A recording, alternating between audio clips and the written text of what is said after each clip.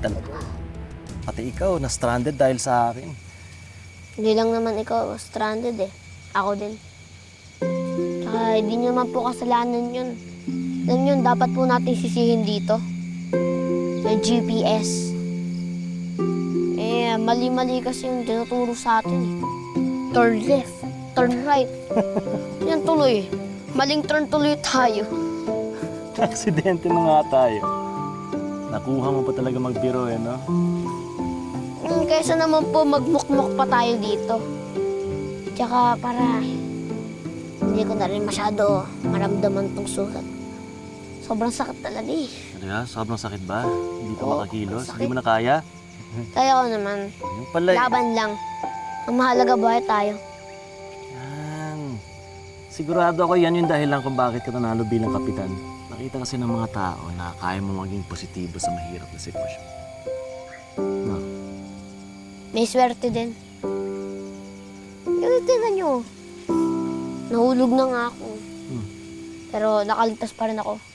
Dahil sa inyo. Proud talaga. Talaga naman eh. Okay.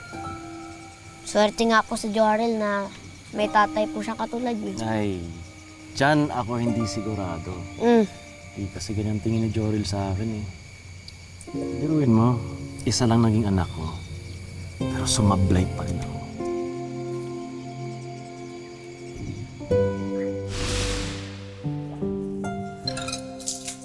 Bakit po inuha ni tatay yung basong ginamit ni Oliver? Malakas kasi ang kutob ko na anak ko si Oliver. Sir Albert, di ba po pinag-DNA test niyo po yung baso ni Oliver? Ano pong result? Anak niyo po ba siya? Hindi eh. Hindi match yung DNA namin. Pero totoo pong naging girlfriend niyo po si Ma'am Marian. Oo. Talaga? Hindi lang basta-basta girlfriend. Kung masasabi ko na may greatest love ako. Talaga ba? Siya yun, oo. Para kasi kaming sila Romeo and Juliet. Yung nagmamahalan, pero bawal magkatuluyan. Kasi magkaaway ang mga magulang namin sa politika eh. Alam mo na yun, di ba? Kaya kahit alam ko na mahal niya ako, at mahal ko rin siya, wala. Kailangan pa rin namin maghiwalay. Sayang. Oo nga eh. Siguro yun yung isa o siguro yung pinagsisisihan ko sa buong buhay ko. Siguro po kung nagkatuluyan kayo, sigurado masaya ang pamilya niyo.